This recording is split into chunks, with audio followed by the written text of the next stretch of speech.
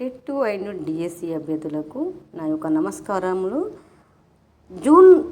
జూన్లో జరగబోయేటువంటి TET 2026 exam రాయబోతున్నటువంటి అభ్యర్థులందరికీ మరొకసారి నా యొక్క నమస్కారములు. 2026 ఎగ్జామ్స్కి చాలా ముఖ్యమైన సైకాలజీ టాపిక్ అయిన కార్ల్ రోజర్స్ సిద్ధాంతం గురించి అయితే ఈ వీడియోలో పూర్తిగా వివరంగా తెలుసుకుందాం. ఈ టాపిక్ నుండి ఎంసీక్యూఎస్, బిట్స్, కాన్సెప్ట్స్ చాలాసార్లు అయితే ఎగ్జామ్స్లో అడగడం జరిగింది. ఎందుకంటే కార్ల్ రోజర్స్ సిద్ధాంతం గురించి ప్రశ్నాపత్రంలో ప్రశ్న అయితే తప్పకుండా రావడం జరుగుతుంది. ఈ ప్రశ్న లేకుండా ప్రశ్నాపత్రం అనేది ఉండదు. ఎందుకంటే ఆప్షన్స్ కింద రావడం జరుగుతుంది కాబట్టి ఎంసీక్యూఎస్లో ఖచ్చితంగా కార్ల్ రోజర్స్ సిద్ధాంతం గురించి అయితే రావడం జరుగుతుంది.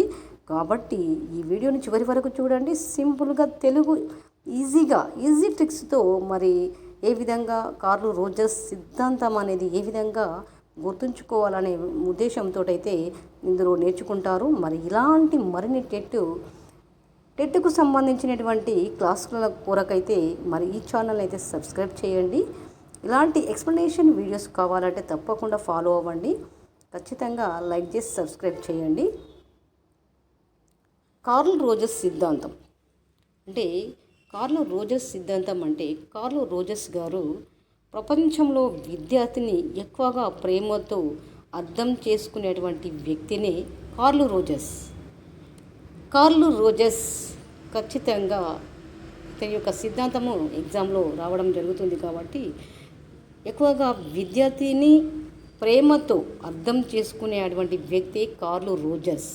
1940లో ఇతడు తన సిద్ధాంతాన్ని ప్రతిపాదించాడు. కార్ల్ రోజర్స్ చికాగో చెందినటువంటి మానవతావాది. ఇతడు కార్ల్ రోజర్స్ చికాగోకు చెందినటువంటి మానవతావాది అన్నమాట.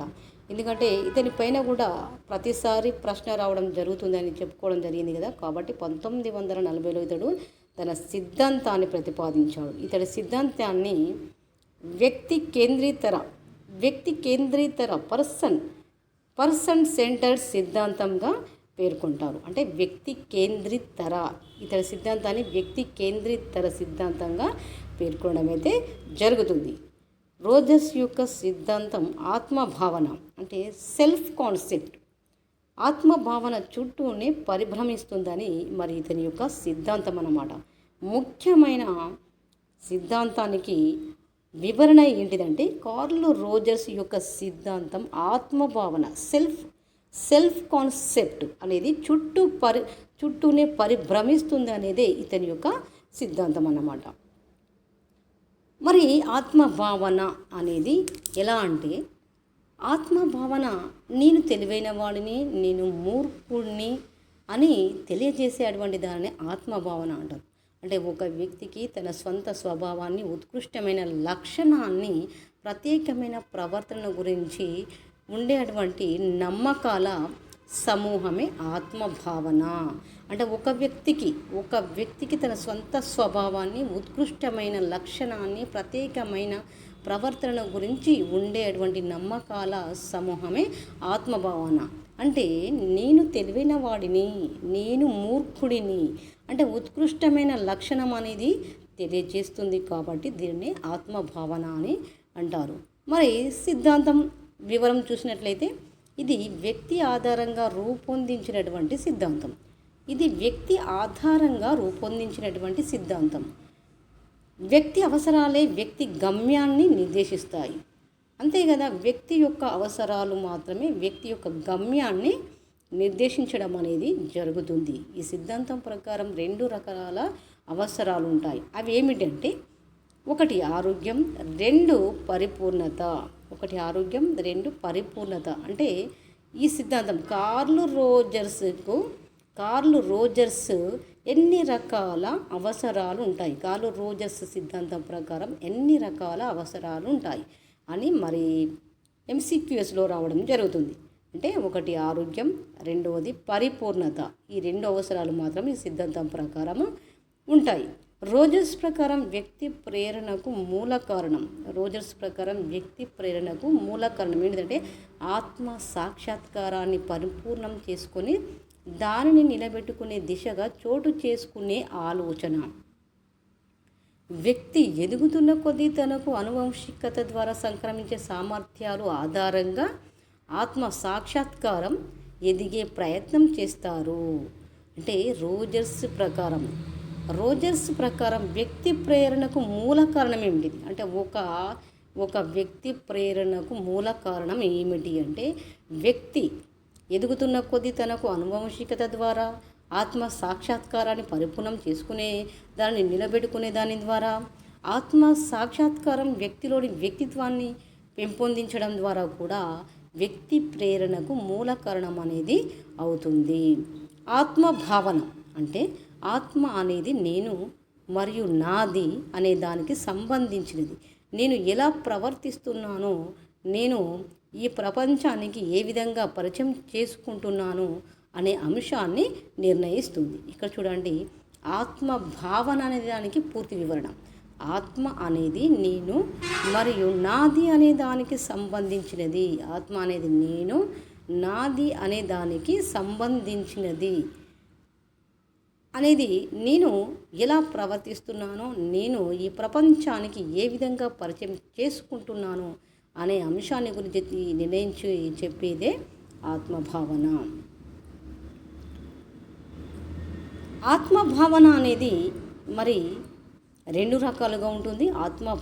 భావనలు రెండు రకాలు. వాస్తవిక ఆత్మభావనలు, రెండవది ఆత్మభావనలు అనేది రెండు రకాలు. అంటే ఆత్మభావన వివరణ చూశారు. ఆత్మ అనేది నేను మరియు నాది అనే దానికి సంబంధించినది. అది ఏ విధంగా పరిచయం ప్రపంచానికి చేసుకుంటున్నదో అనే అంశాన్ని కూడా నిర్ణయించి చెప్పేదే ఆత్మభావన రెండు రకాలు. వాస్తవిక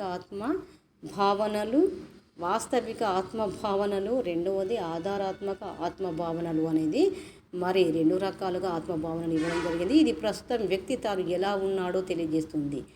ఇది వాస్తవిక ఆత్మభావన ఏం చేస్తుందంటే ప్రస్తుతం వ్యక్తి ఎలా ఉన్నాడో తెలియజేసేటువంటి దానినే వాస్తవిక ఆత్మభావనలు అని అంటారు. మరి ఆధారాత్మక ఆత్మభావన అంటే వ్యక్తి తను ఎలా ఉండదలుచుకున్నాడో తెలియజేస్తుంది. రెండవ దానికి వ్యక్తి తను ఎలా ఉండదలుచుకున్నాడో తెలియజేస్తుంది. వ్యక్తి పయనం వాస్తవిక ఆత్మభావన నుంచి ఆధారాత్మక వైపుకు పయనిస్తుంది. ఈ రెండింటి వ్యత్యాసం ఎక్కువగా ఉంటే ఘర్షణ అనేది మరి పెరుగుతుంది. వ్యక్తి పయనం వాస్తవిక ఆత్మభావన నుంచి ఆధారాత్మక వైపుకు పయనిస్తుంది.